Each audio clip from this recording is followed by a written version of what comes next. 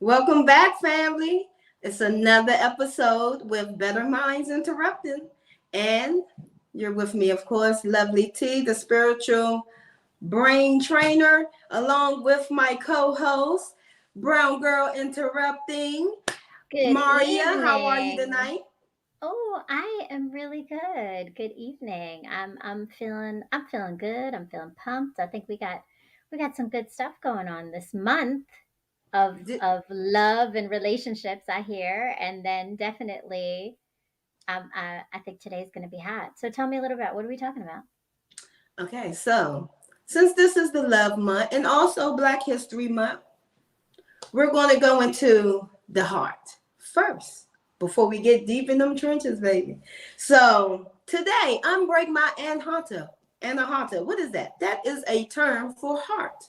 It is your heart chakra. Before I go into any spiel, I'm going to read you this quote. Your task is not to seek for love, but merely to seek and find all the barriers within yourself that you have built against it. And that was from Rumi, Rumi. So, the heart chakra, it's a very interesting thing. Some good stuff about it. And if you don't know if you're balanced or not, here's how to find out. The heart chakra, also known as the unstruck and unhurt, it is the element of air. It is the principle of equilibrium. It is the purpose to love, to dismiss the ego and separateness, and to expand love. The masculine properties is dealing with protecting, guiding, and supporting, as men do. And the feminine properties deal with giving, nurturing, connecting, joining, and being radiant, as we are. So, why is it so important? And more importantly, how would I know if something's wrong with me in my heart or my chakra? Well, let's see. If you're deficient in it, you have a fear of intimacy, you have a judgmental state of mind, and you isolate yourself. But if you're excessive, too much, you're codependent, you become desperate for love and attention. For those stalkers out there, that means their heart is excessive. But now when they're balanced, when you got a little bit of both and you're in the middle, you're radiant, you're joyful, you're generous. You're at peace. That means you're balanced. In order to fully open the heart chakra, the lower three chakras must also be balanced. But this ain't about those lower three chakras. This is about the heart.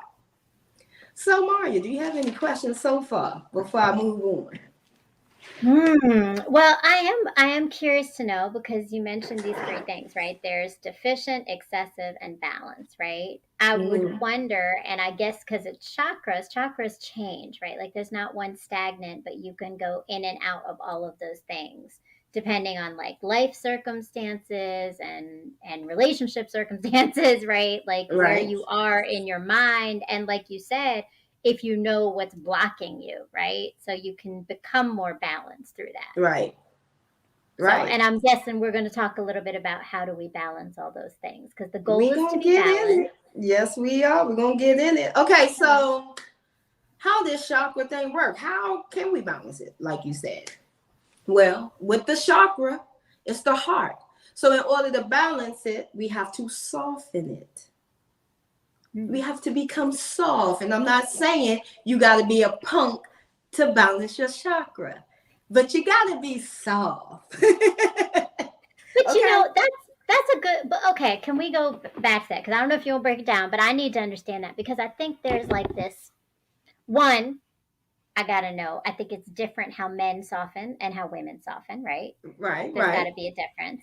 But then also, like, what's the balance between soften and like doormat, right? Like, right? So it's But listen, obviously you're not saying that, right? see, now this is the difference. You're Okay. talking about yourself. So you're going to soften with yourself. We're trying to balance this heart chakra. It ain't about the others yet, But you got to be soft with them too. But once you balance yourself, you will know how far to be soft with the outsiders, because everybody don't need your heart. So, but that's important because what you're saying is when we're thinking about our heart chakra, it's not heart chakra in relation to others. Because I think that's a confusion. I don't think everybody understands that. Because I will say I didn't understand that, to be honest. But it's your relationship with self. So your heart is your relationship with yourself and your That's love right. of yourself, and then from there, it's what you're doing with that that makes it either deficient, excessive, or balanced. Yes. Okay. And if you're already aware of yourself or whatever the case may be, I'm gonna show you and tell you the signs to look for. So, softening not only your body and your breath, because you're gonna have to learn some breathing exercises, but that's a different episode. But also your judgments, your stance towards another person or situation, as we just stated. After you do your body and your mind and your breathing, then you do others. This invites openness, connection, and reception. You'll be able to receive. It won't only be take, take, take, or give, give, give. It'll be reciprocated. This is also the center of your core. So your heart chakra, there's 7 chakras. Your heart chakra is your 4th chakra. You got 3 below it, 3 above it. So right now, your heart chakra is the center of your core. So if the center of your core is not working right, is not balanced, you got a lot of confusion, anxiety, panic. You got a lot of stuff going on with your body. Okay? So even though love is the universal force of connection and healing, we often fear it and long for it. And this creates blockage in the heart. Why does it create a blockage in your heart? Because if you long for love, but you also fear it, you're confusing the heart. It's like, I want it, but I'm scared. I want it, but I'm scared. You know what I'm saying? So then there's a block and you stuck. So you got to balance it, right? Okay. So when the heart is open, it breaks through that blockage. It breaks through that bondage of that conflict into ecstatic joy, radiant love, tender compassion, and deep intimacy with your own self, as well as another's interior. All right, that's a lot. That's a lot, but it all I makes paused sense. it But because I I think could go more, but I paused it. But I think I think you broke it down really well. I think for me, I'm struggling because I think even just this idea of like the pull and push, right? Just a personal thought, right? Personally thinking about that, it's very difficult because I think for some people that fear and that want is like to find that middle ground. It's like almost like fear comes from if you've never experienced something, you don't know that it's actually ever possible. And your want and your longing is because you've never experienced something, so you want it, right? Fear can also be you experience it and you don't want to experience it again. Right. So yes. But how? So, but it's, and this is my struggle. My struggle is because I've heard this many times, and I've been trying to work on this whole idea of like balancing my heart chakra. And I'm guessing that like shoving any of those feelings of emotions down and just working and stuff is not balancing my heart chakra. So I'm not. I'm still like I'm working on it, right? But it's a challenge. It's a genuine challenge. It is to a be challenge. Able to balance that, because either you've been hurt or it's something that you just have never ever seen. So the existence or to experience. believe in something, if you've never seen or experienced it, to believe that it's possible is a really it like requires a lot of faith, a Right, lot of right, faith in right. this unknown. And you get, Exactly. I think you tend to get, and I'm gonna go stop. I'm gonna stop saying you. I'm gonna say I, okay? Like I'm gonna speak No, the we I know that you're statement. saying in Okay. general.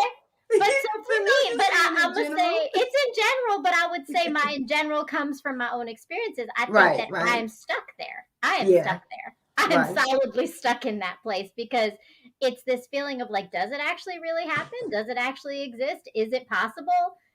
And then I think it's possible. I really would like it. Right, right. You're right. You're on it. You're on it. You got it, brown girl. You got it. There's no confusion about it. You got it. There's all kinds of confusion. What are you talking about? My head is a mess right now. Like, I have no idea. I got no answer. So, Better Minds, I'm gonna need you to, lovely T, to better my Okay, mind so and break it down better. okay, I got you. I got you. So let's check. Let's go a little deeper. So the defenses in our heart come from our past hurts and betrayals, childhood wounds, and the exquisite sensitivity and therefore potential pain of the center, which is the essence of our core. So remember, that's the imprint that's in our heart chakra. The past hurts, betrayal, child wounds, all that sensitivity that been placed here that has brought fear, right? So in the force of life, when we take down these fears, these defenses, we start opening the heart. So you have to work on those defenses first. Dealing with a blocked heart chakra, people experience pressure in their chest area. It's almost like somebody pushing on it, like you will feel it. You know how somebody say, my chest is tight, it's restricted? You're going to feel it. You're going to feel like you can't breathe. It's going to be pressure. And you know, I need you to learn some breathing exercises, which you can go to Yomi and learn some. So,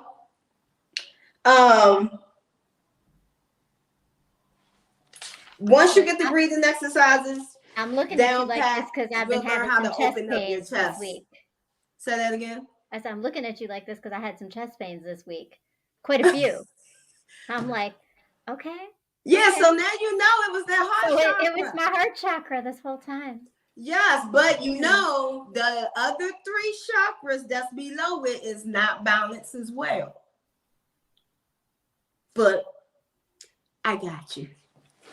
So the tissue around the chest may be sore and tender. Did you experience that?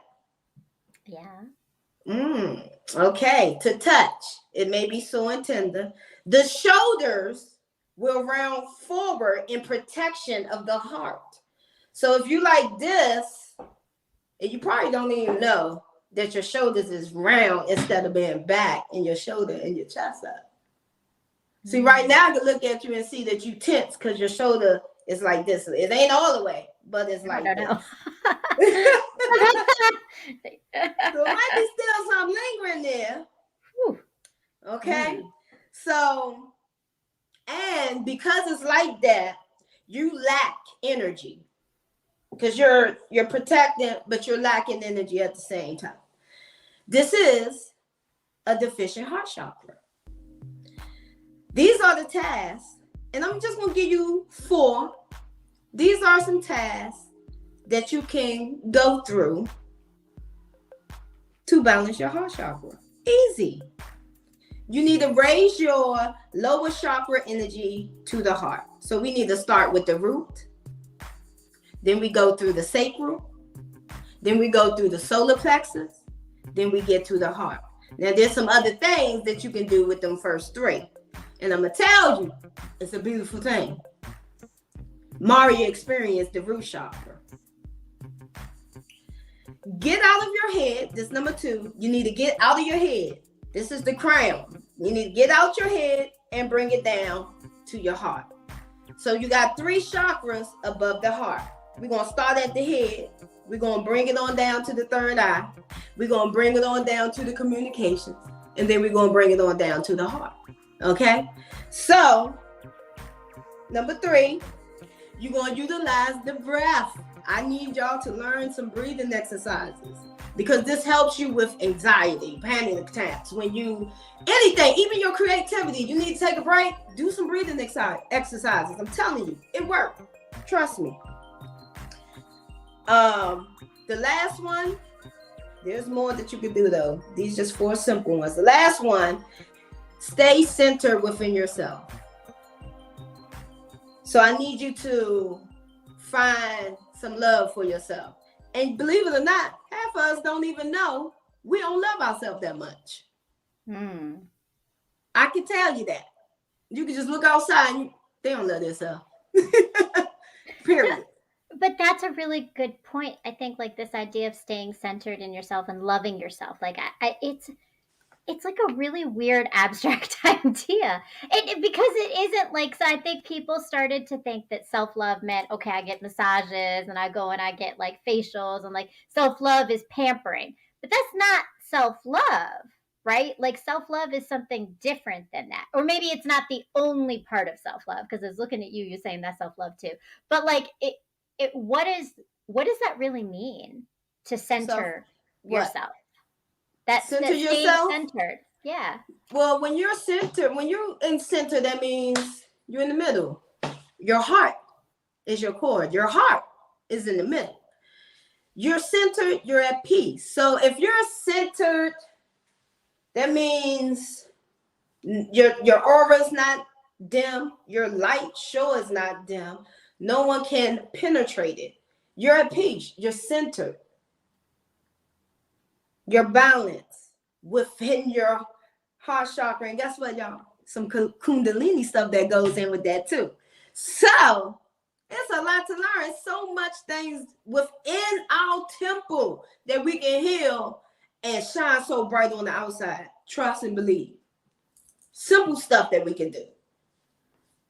So are there things like this idea of like staying centered, right? Like what is it that I need to, because for some people, not everybody's the same, but for some people, maybe it's like saying something, right? Like there's something I need to say to myself to stay centered and at peace. Are there things that help that? Like, are there belief systems that I can keep reminding myself of? So like I say that because sometimes for me, part of what being at peace has been like, I just keep reminding myself to let go. Let go of the control, right? So the piece is that I can't be upset and I have to stay centered, because the truth of the matter is I don't control anything. And like I physically will take my hands and release them. Like I release the like all the muscles, right? Like just literally allow your body to just be.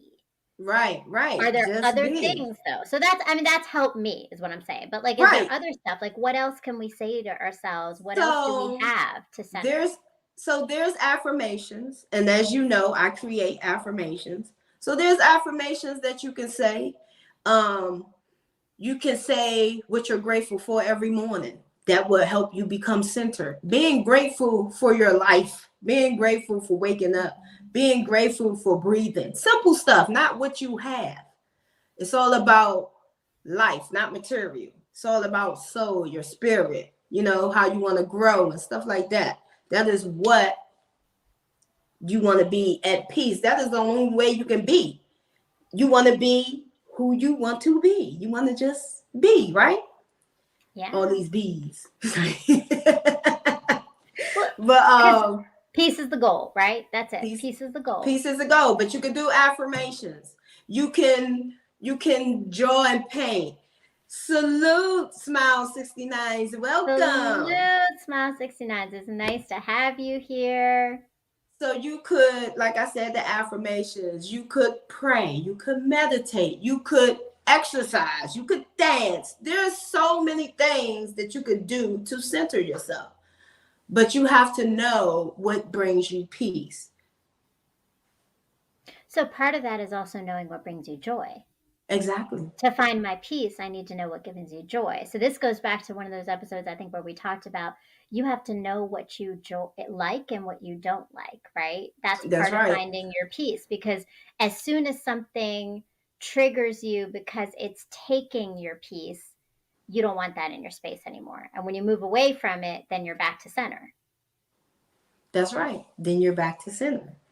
So we're talking about all this heart chakras, and the chakras, I'm telling you, is some good stuff. So I would like for you all to see my project that I have done, and it deals with the chakras. I have a 7-series workshop that can make you be balanced. Check it out. Mm-hmm. And Thanks Smiles Network just said, peace is hard to find. That is very, very true. Smile 69 Network. We appreciate you, V.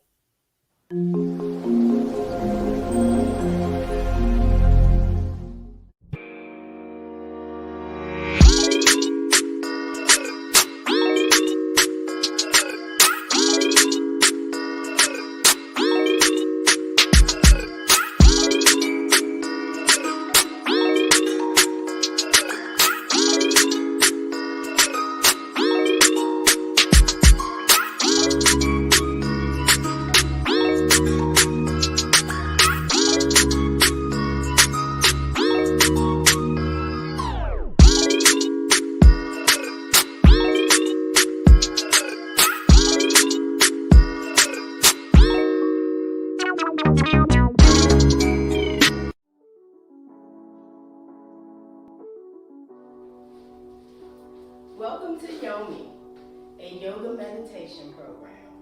Yomi, life attunement. You will learn to balance your 7 chakras.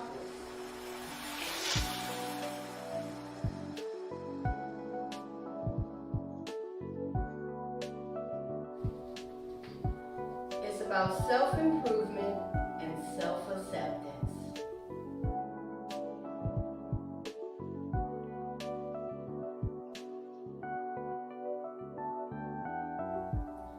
Using meditation to clear your thoughts. Yummy. It will help you gain strength and flexibility.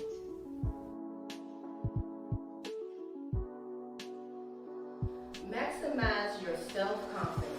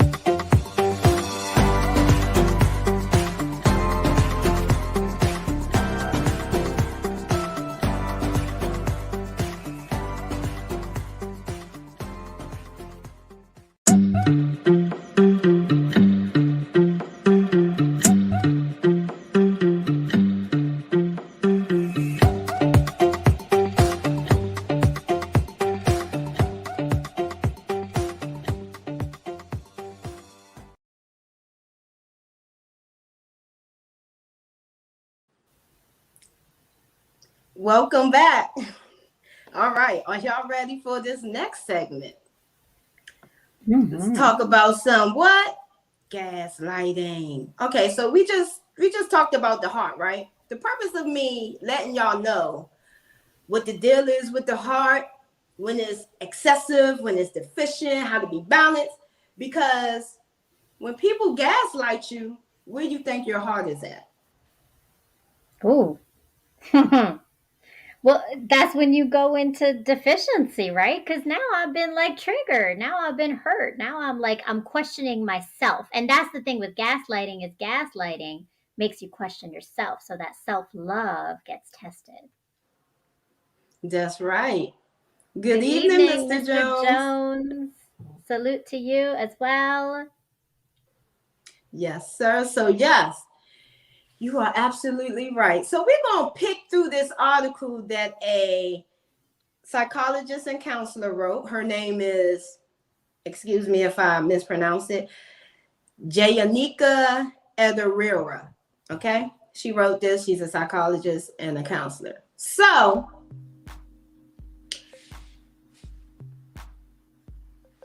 after communicating with a gaslighter, you will start doubting about what's wrong with you. Didn't you just say that? I could have sworn I just heard you say that. And you will start to slowly behave and think in this way. These are some phrases. When you're gaslighting, this is how you will start to think and behave. You're overreacting. You're so dramatic. This is your problem to deal with. I never said that. It was a joke. Have a sense of humor. I don't know why you're making this such a big deal out of this. All those phrases. You've been gaslighted. Okay? It's part of it. So when somebody talking to you in these phrases in this way, it kind of fuel you or back you up. What it do for you, Maria? Have you ever been gaslighted, by the way? Yeah, I'm pretty familiar with gaslighting. So I will have to say, and this is I think for me is it was a recent discovery of the language of gaslighting. Like I knew I was experiencing something, and I didn't know there was a name for it. I just remember that in a previous relationship, I definitely I would bring up things, and I don't know if you mentioned this because you were saying phrases, but I think the other thing of gaslighting is that it's flipping the conversation. So the reason it impacts you is because you are saying something to someone because you feel it, you see it, you're trusting your intuition, and their goal is to flip the conversation back to you and make you question your intuition. So, like, that's when you're overreacting, or don't make such a big deal about it, or dismissing it entirely, or you're being too dramatic, right? So now you're not looking at me, you're looking at yourself. Right. You turn the blame around. Not only just the blame, though, you kind of put a behavior on yourself, right? So when something come up, or if you have a different interaction with somebody else, and that person may be wrong, but because you may have gotten gaslighted and believed it, you feel like this now because it happened again. Oh, I must be difficult. Am I overreacting? That's when you start asking yourself, am I doing this right?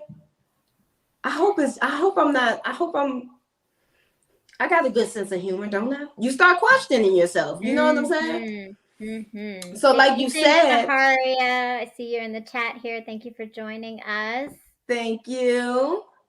So and can I say, so I think like it's that questioning of yourself that happens, that like then the power of it is that gaslighting is a way to control the narrative of a relationship, right? Because you're not going to be looking at the person who's doing the things that are actually negative, that are actually detrimental, that are actually hurtful, because you're so busy focusing in on what you feel like you haven't done. And it often happens, not all the time, but I think a lot of empathic people become, are the ones that are targeted for gaslighting, because naturally we, and I will say we because I know you and I both have talked about this, right? We're both pretty empathetic people, right? But we will naturally want to make the other person not feel bad, right? We would Right, right, naturally want to be nurturing, naturally want to make sure there isn't a conflict happening, right? Not an avoidance of conflict, but like a resolution of conflict. So if I need to now look inside myself and be like, oh yeah, maybe I need to change that, right? Like, and it's funny that you said, have I ever been gaslighted? I've gone back to notes I wrote when I was married, and I used to, I would write after a conversation. I could see like the trajectory of like before the conversation, all the things I was feeling, and then I would come back and I would reflect after and be like, oh yeah, I need to do this differently, and I should do this more, and it's my fault, and he's just trying, and he's really, it's me, it's me, and all the ways that I would convince myself it's me, not just like verbally but on paper, right, because you've internalized it so much. right, right, right. You're right.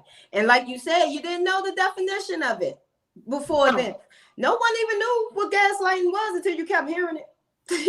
right, right. So, gaslighting is oftentimes difficult to identify due to its insidious nature.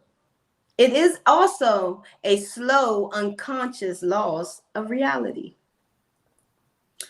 It typically begins in a very subtle way by having another person correct your thinking, dismiss your emotions, and contradict your statements. In other words, it is a subtle form of emotional or psychological manipulation that often results in the victim doubting their perception of reality and their sanity in abusive relationships.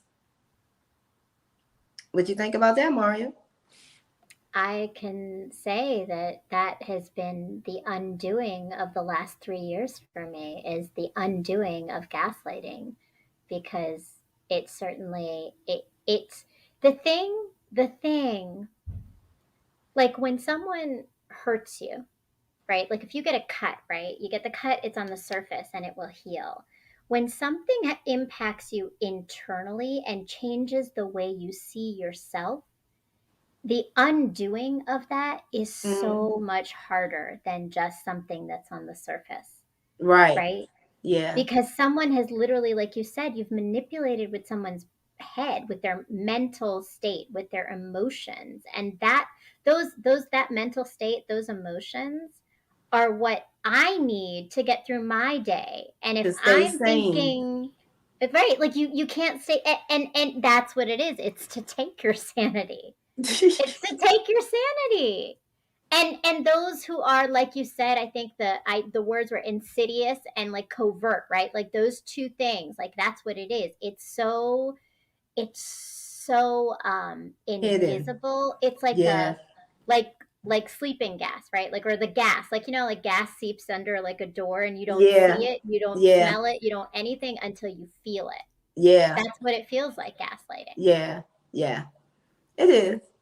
So she has a uh title called Gaslighting and Relationships. Gaslighting can be considered a tactic that one partner uses to hold all the power in the dynamic as their victim becomes increasingly oppressed. When someone is gaslighting you, you tend to have second thoughts about yourself, your perception, and your memories. Gaslighting can happen in any type of relationship, including romantic, family, friendships, and work relationships. If you're being pressured, controlled, or even feel like you're questioning yourself more than usual, it could be an underlying sense of manipulation. So, Trini, let me ask you, have you ever experienced something like that? And how did it impact you? I have. I have. Especially as a teenager. Hmm. And especially when you're dating. I've So, done gaslighting. Okay. Well, you know what? I appreciate that honesty. But so, and I have. what was the impact for you in both directions? I'd be curious to know, like being someone who, like you just said, you've done it to others, and also like when you felt it, what was the impact for you? So me doing it is me mimicking it. Say more That's about that. how, when it was done to me, I shed the mirror and did it back. Right?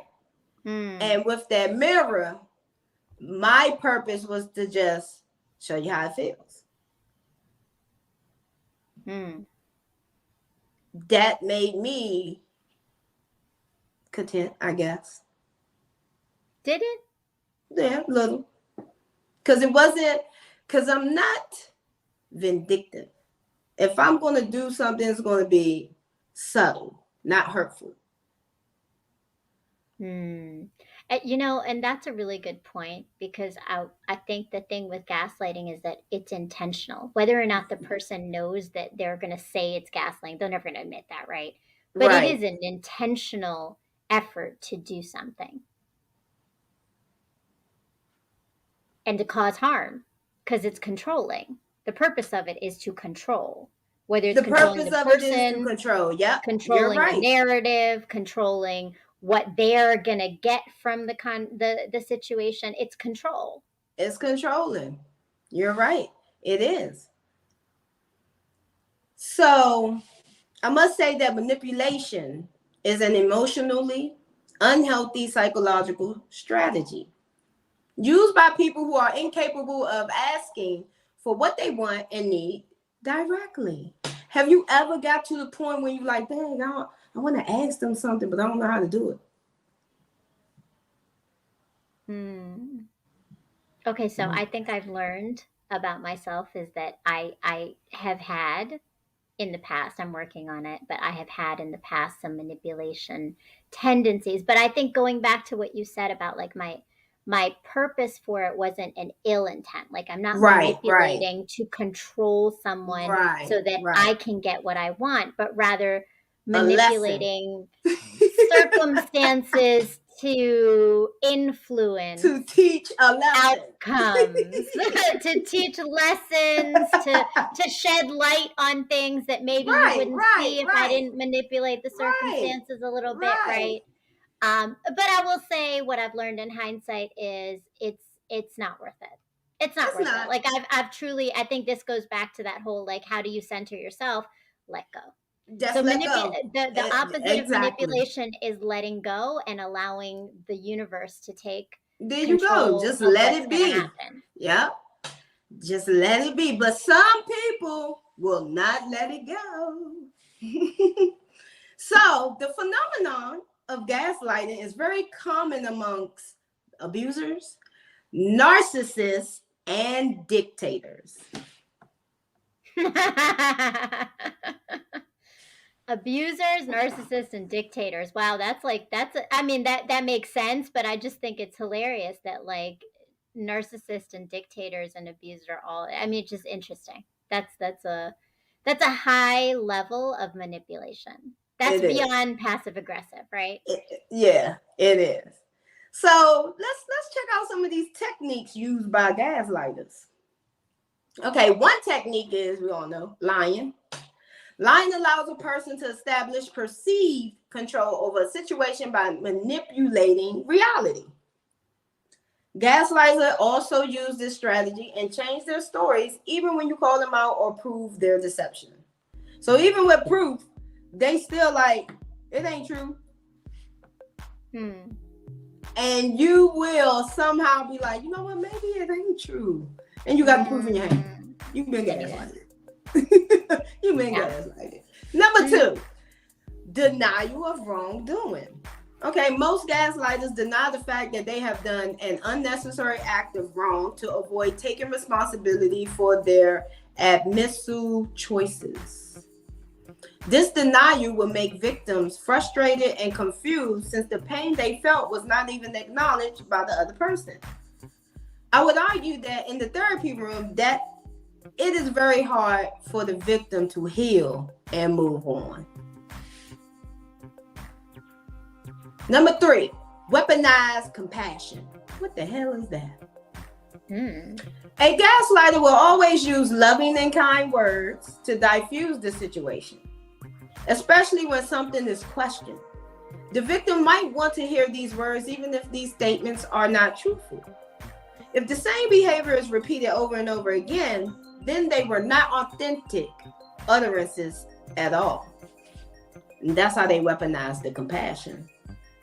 So let me ask you, because I think this is another word that was new to me. Is that kind of love bombing? Yes.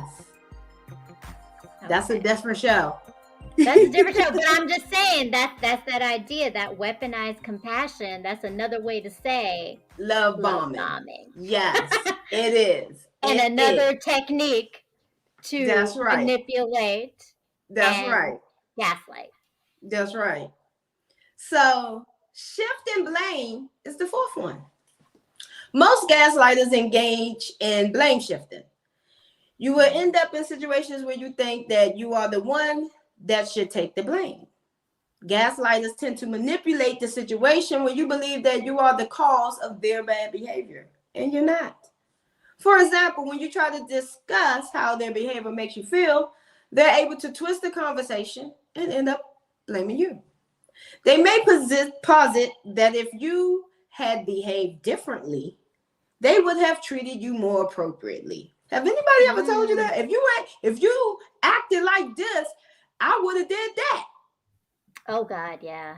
Yeah. If your tone was different, if you asked the question differently, if you caught me at the right time, right, whatever it is, there's always something that I didn't do right. So this is something that I heard yesterday. And the guy said that him and his wife was in therapy. And the therapist asked him, why do you get upset when she come to you? And he said, well, I be in a good mood. And she want to always come and ask me these damn questions when I'm in a good mood. The therapist said, okay, well, why you asking him questions when he in a good mood? And his wife said, well, I don't want to ask him questions when he busy. I don't want to ask him questions when he just come home from work. I want him to relax first. I don't want to ask him questions when he's angry. So when he's in a good mood, I feel that it's safe to ask these questions. He never looked at it like that. And then at that point, he was like, oh, well, damn, you're not trying to ruin my good moment. You're just trying to ask me because I'm in a good mood. So his response was not a gaslighting response, because I think like that's a big thing. I want to come back to that, but Shaharia says you made me do this as common. That's right, because it's blaming it on you, right? Yes. It's blaming it on you. But I think that's an interesting thing what you said, Trini, because what happens when someone makes it about when you're talking to them about something is now what they've done is they've planted this seed in your head for you to be like, so I have to be very careful as to when I say it, right? So now you're not just going to be honest when you need to be honest. You have to plan it, you have to prepare it. And then it gives them an out to be like, but see, you ain't catch the right moment. So I'm sorry, we can't have that conversation. Or I'm a lie about it, or I'm omission. I'm just not going to say anything. I'm going to flip this conversation, whatever it is. And now it's back to you being like, oh, I need to find the right time. Like it really, like the gaslighting. Yes. It takes away your confidence. Like that's the biggest thing, right? It takes away your confidence in yourself. That's deep. And that's why I shared that story, because he didn't even realize it. That he was shifting blame until he understood why. Not saying that everybody is like that, but it's a common mistake. Right? Right. And I would say that if you're in a relationship with someone who was previously in a manipulative situation where they were gaslighted, those are also those triggers that you want to understand about them. So, like, who knows? Maybe she was in situations like that, and his response made her now have to walk on eggshells. That's what walking on eggshells is in a relationship. It's when you have to pick your moments of when you are going to actually be able to be truthful and honest and authentically yourself, because that might push someone away. That's right. That's right. And so the last one is So called before we get to Missing. this last one, do we want to take a break real quick and then we'll come back to that last one? Because I think that's going to be important, but I want to make sure we get to this. We got some things coming up this week for my new show that maybe we want to hear a little bit about. My name is Brown Girl Interrupting, also known as Maria, and soon I am going to be venturing into a new project. So you might know me already as a blogger who writes, and now I am going to be moving from sharing my story to sharing the stories of others through interviews. So please stay tuned for the new show coming up on the YouTube channel for Brown Girl Interrupting called Pain to Power Leading with Love. And it's going to feature different individuals who have taken pain and turned it into power by creating healing opportunities for others. So the first teaser that you have is an interview that was done just last week on January 9th with a social media popular guy named The Meme King for Real. And here's a little teaser of that interview. See you soon on Pain to Power Leading with Love with Brown Girl Interrupting.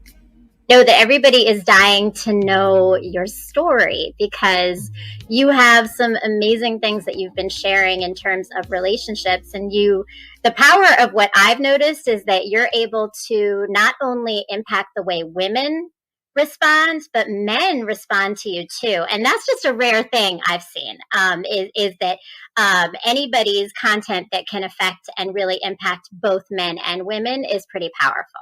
And it says a lot. So I got to ask you, was there a moment or like a moment in your life that ignited this whole desire for you to share your wisdom about relationships? Well, if you wanna get like go back further than Mean King, there was a period of time in my life where I wasn't the best man. I wasn't the best guy. I didn't love women properly. I was pretty much not a good guy. And and before Mean King, back in about I want to say 2010, I decided I had broke a woman's heart. I had really hurt someone who really cared about me. She really loved me. Like she was what society likes to call what we call ride or die. Like she was a ride or die woman, and I didn't treat her right at all. And after really hurting her, uh, I woke up one day and I wasn't happy with myself at all. Not as a man, not as a dad, not as anything. And I made a commitment to myself to want to do better.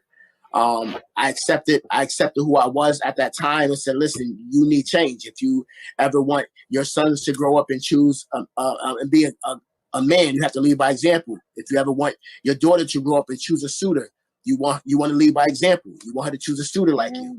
So in order for these things to happen, you have to be the example. So I started working on myself, and it took me 6 years. 6 years of really tearing back the layers. 6 years of getting ugly, really getting into it. Yeah. And I was finally healthy enough to love a woman. Back in like 2016 is when I finally arrived.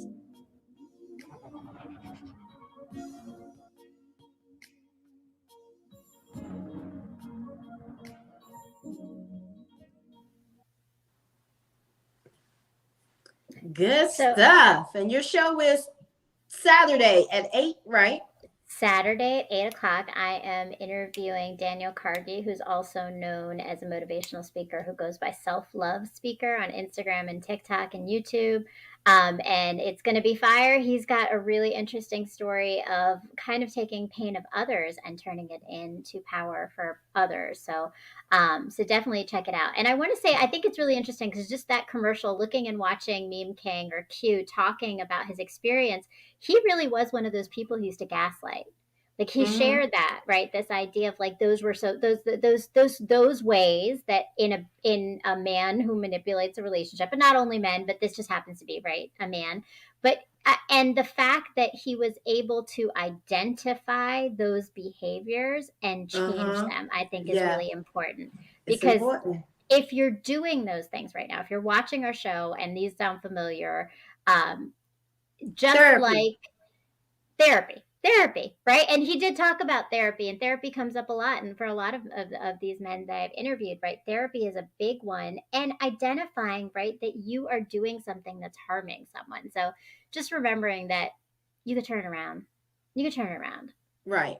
It You doesn't can have to always turn it stay. around. You You can don't always have to change. You can stay always as that become a better person. Right. Right. Agreed. Yeah. So, okay. So we were going to our fourth thing. What's the fourth element? The fifth thing and the last thing is missing congruence. So there's always a mismatch between the words and the actions of the gaslighter. This will make the victim more confused.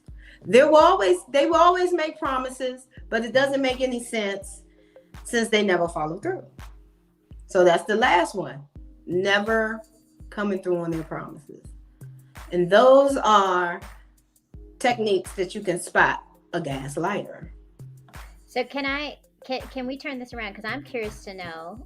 You did say that you've experienced it before, right? So which of these techniques do you feel maybe had the most impact on you, and why?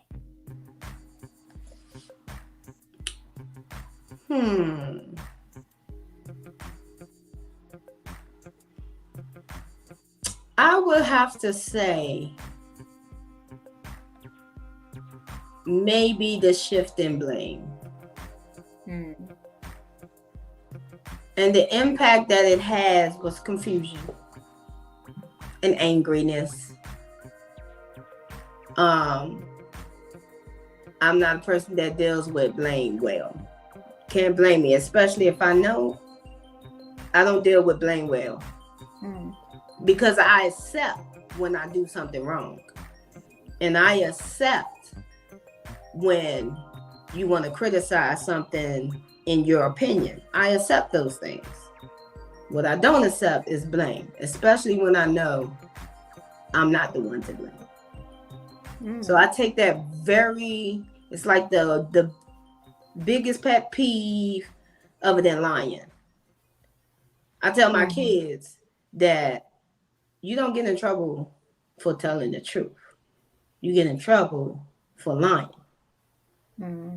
And they notice that when they tell the truth, even if they did something wrong, they don't get in trouble. This is my way of implementing that in their head. So, not to get too deep or off topic, shifting blame.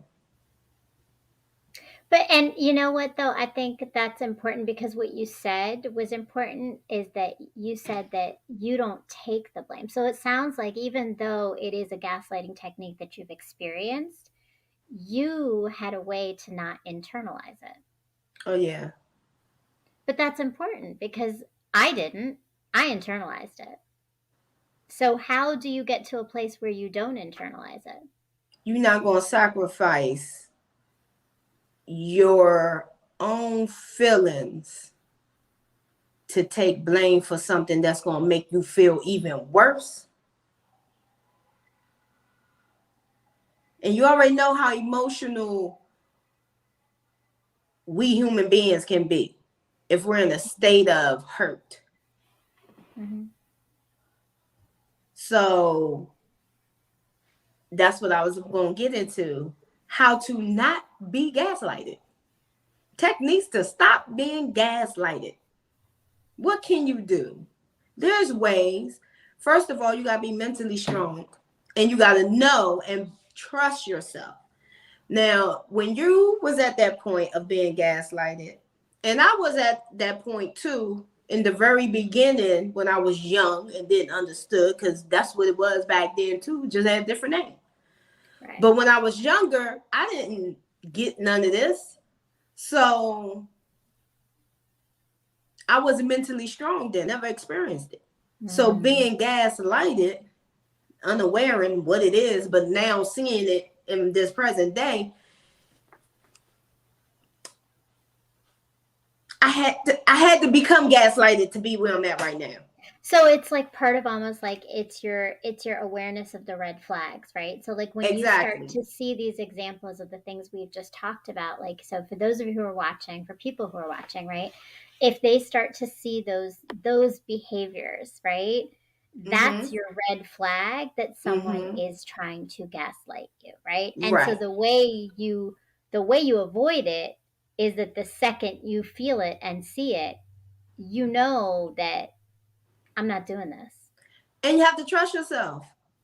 And what I was going to say was that's why we couldn't get over it in the beginning, because we didn't trust ourselves. We Mm. trusted them more than we trusted ourselves. God, yeah, that's so true. That's a really important point. Yeah, yeah. Mm-hmm. So, techniques to stop getting gaslighted. All right.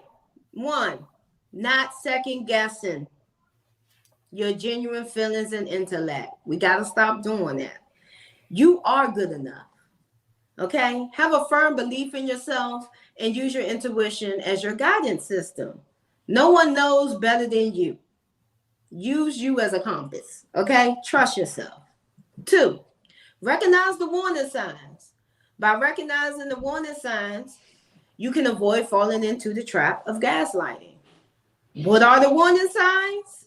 I'm going to give you a few. Constant self doubt, feeling the need to apologize, regularly feeling misunderstood and alone, constantly feeling confused, having difficulty trusting yourself and other people, low self esteem, trying to live up to unreasonable and unrealistic expectations and demands from others, feeling like your behavior and actions will always be questioned, and a sense of insecurity and vulnerability. Those are So the signs. I want to stop there because I think what's really important that I want to elevate that you said is recognize warning signs. And a lot of times we say recognize warning signs. And even just now when I said it, right, I said red flags. We're putting the red flags on someone else, right? So when Right, they do this, when they behave like this, but the truth is, what I heard you just say is that it's know yourself.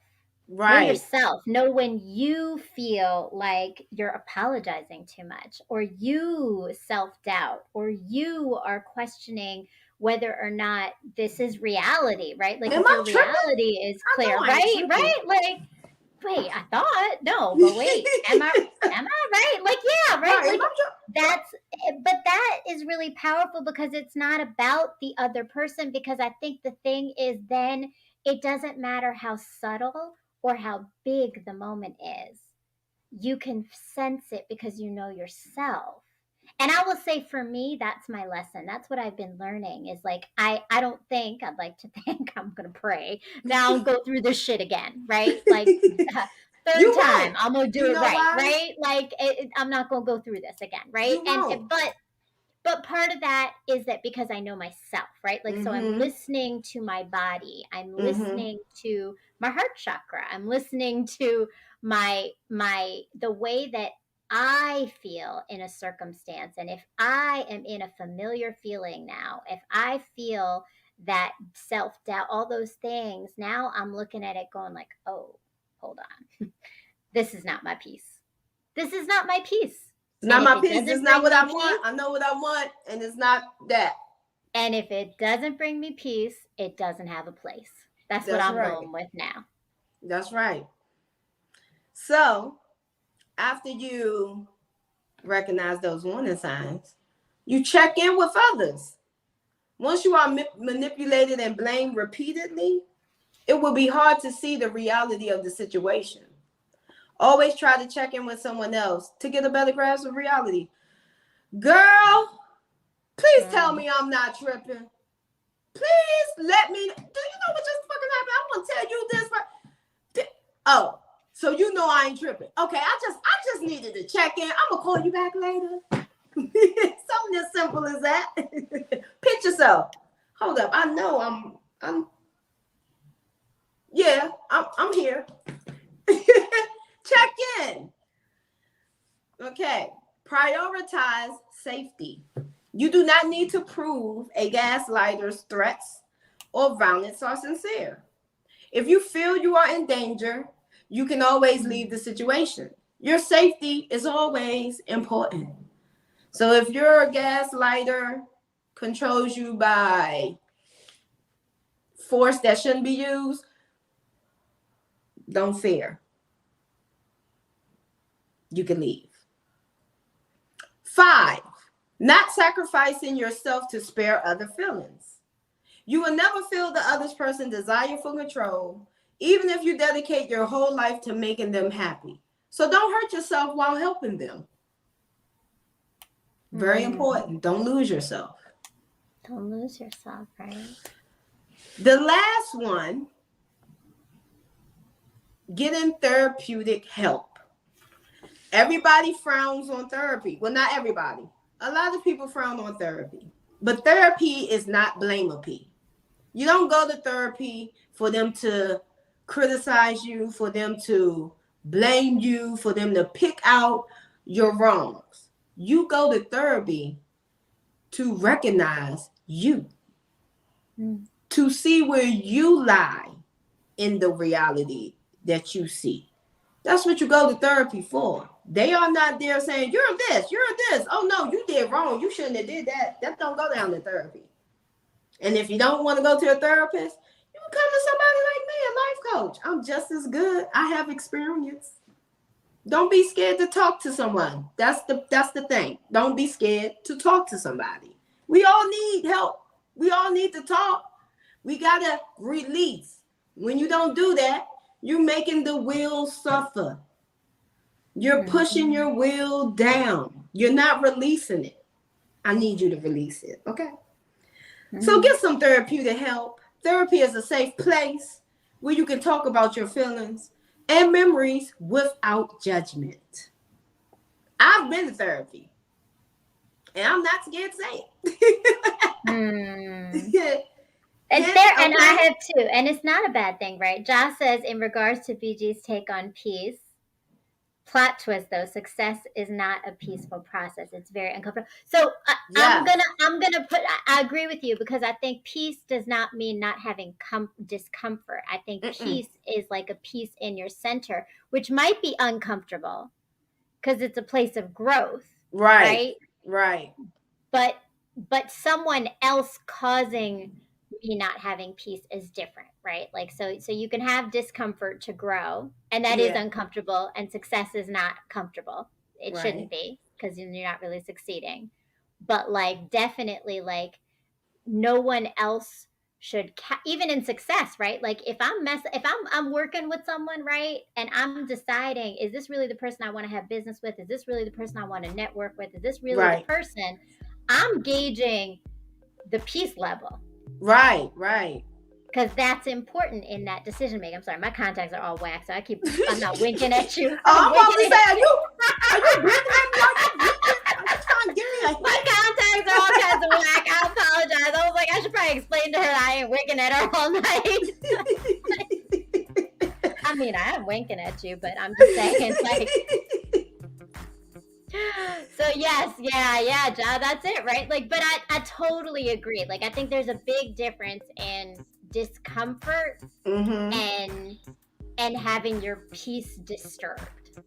That's right. That might be a show in itself, right? It is. You gonna read it? But that part, okay, so Josh says, but that part is tricky. I need some Bettermindz interrupting. I'll come on a show one day and discuss the business part. That's of course. Okay. Yes, because I think spirituality and business have to come hand in hand, right? Like, you can't. It's not a compartmentalization with spirituality. Everything in your life should be at peace in the way you approach it, in some way. But I think that's a good conversation. Yes, Ja, come on and talk to us. Yes. And for those of y'all do know, Ja Logic is our producer. He is the man with the plan behind all this and making it work. And he's going to be doing all the same magic this Saturday, February 5th, when I am interviewing Daniel Cargill, the self-love speaker, for Pain to Power, Leading with Love. Episode 2 is debuting, so definitely come and check us out on Brown Girl Interrupting on YouTube and subscribe, follow, notify, all of it. That's right. And we would like to thank you all for tuning in. And don't forget to watch Brown Girl tomorrow, Pain to Power, February 5th at 8 Not tomorrow, p.m. Saturday, 8 p.m. Saturday. What's the date? Oh, I said it's Thursday. That's all right. We skipping days. Well, guess what? Check us out next Thursday, 9 p.m. Same bat time, same bat channel.